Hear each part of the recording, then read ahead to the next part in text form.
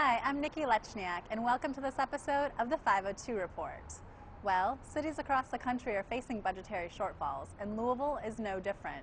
We've got about $12 million to make up in the next 5 months. And one issue Mayor Fisher is looking into is employee overtime. Jefferson County taxpayers spend nearly $14 million each year on unplanned overtime for city workers, according to a recent review. Mayor Greg Fisher is hoping to change that with better management and some modifications to union contracts. We have to balance the budget, right? So is that through furloughs? Is it through layoffs? I mean, is it through reduction? I mean, we have to look at everything. We don't have an option.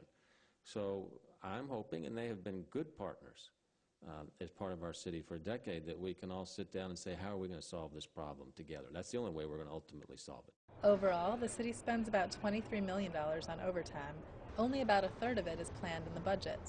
According to the review, more than 1 in 5 employees increase their base pay by at least 15% with overtime, while some employees even double their salaries. There's some good reasons for overtime in an organization this size. What we're trying to look at is to the extent that we can control it, and we believe there are some savings to be had. After taking a year off, one of Louisville's favorite festivals is back with a bang, and festival organizers have some interesting surprises in store. This summer, Waterfront Park will once again host thousands of fans from all over the country for the 10th anniversary celebration of the Forecastle Festival. It's a moment that I do feel took 10 years to get to. And drum roll, please. This year, My Morning Jacket will not only headline the 3-day-long music, art, and environmental activism festival, but also collaborate with producers to help organize the event. It's about a band that understands the struggle of doing something like this, of starting something from nothing and spending 10 years working your way through it because you believe in it. It's a band that understands the importance of local music, of arts, of environmental causes we believe in. The 10th Anniversary Festival will not only host entertainment and activism, but also showcase the city's talent. Every year, about a quarter of the bands featured are local acts. Forecastle is a great vehicle, for our city to come together and talk about art and talk about music and talk about causes that are important to our town, and educate people on what's going on in Louisville, people that might come in from other regions or even other parts of town that might not know, hey, we've got all these great programs going on in our town. Even though the festival will run from July 13th to the 15th, tickets are on sale now. Go to forecastlefest.com to buy your ticket or get involved in the festival. Like it or not, it's tax season, and here are a couple of programs that can help make doing your taxes a little easier. If you've earned $50,000 or less in the last year, you may qualify for a special federal tax credit that can increase your return by thousands of dollars. And about 20% of those who qualify don't even take advantage of it. The Earned Income Tax Credit is an effective way for us to increase consumer demand. It helps families work their way out of poverty while generating business for local companies and economic growth for our entire community. So it's imperative that we make sure every eligible individual and family takes full advantage. There are several sites throughout the community where volunteers can help you determine if you're eligible for EITC and claim that credit. For a list of locations and more information, go to labcservices.org. And here's some more news from Louisville Metro. And it's a tough job market for everyone, but area teens and young adults face a 25% summer unemployment rate. And oftentimes the jobs available don't pay very well or offer educational opportunities. Fortunately, there are 2 programs available for young people ages 16 to 21. Providing meaningful jobs in today's environment obviously is extraordinarily important, no matter what your age is. But in particular for young folks, it's hard to find a job right now.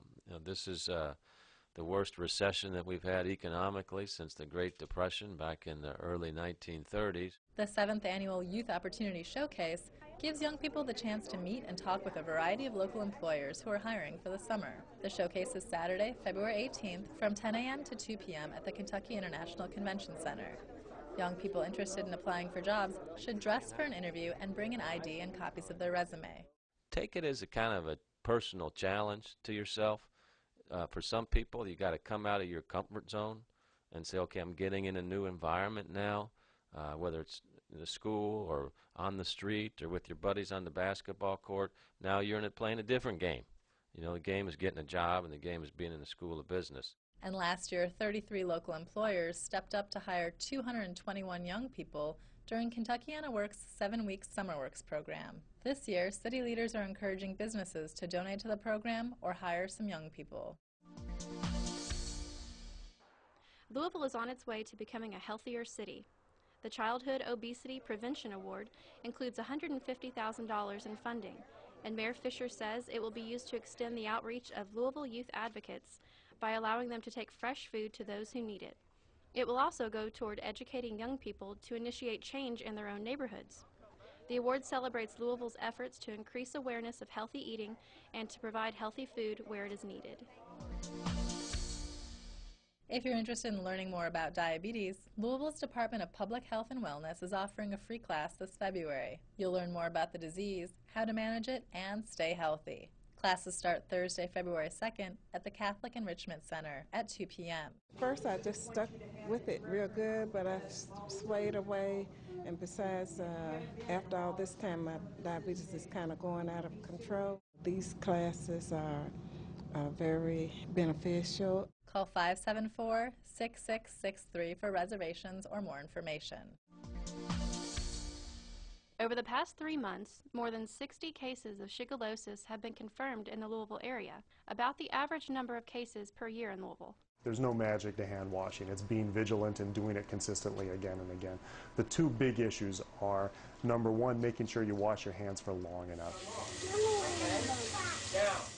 The other big issue that people don't necessarily recognize is washing all of your hands. Shigellosis is a highly contagious illness, which typically includes diarrhea. More severe cases may include fever, nausea, abdominal cramping, and vomiting. So really making sure that kids stay home until they're well and ready to go back is a big part of controlling the passage of Shigella in our community. State Representative Darrell Owens is this year's recipient of the Freedom Award, presented at the Keepers of the Dream Arts Celebration. Mayor Fisher presented this prestigious award, which recognizes citizens that have dedicated their lives to promoting justice, peace, freedom, and many other aspects of the civil rights movement. Previous recipients include Ben Richmond, Raoul Cunningham, Georgia Davis Powers, and Ed Hamilton. The Keepers of the Dream celebration features musical and theatrical presentations from local musicians and groups.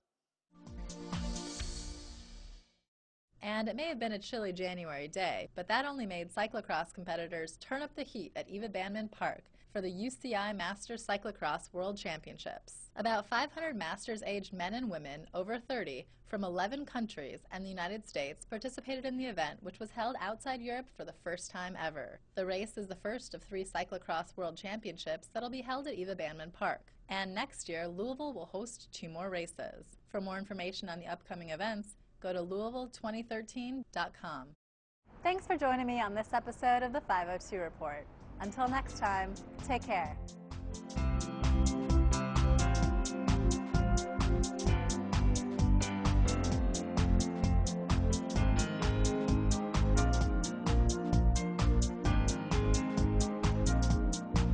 Metro TV, a public service of Louisville Metro government.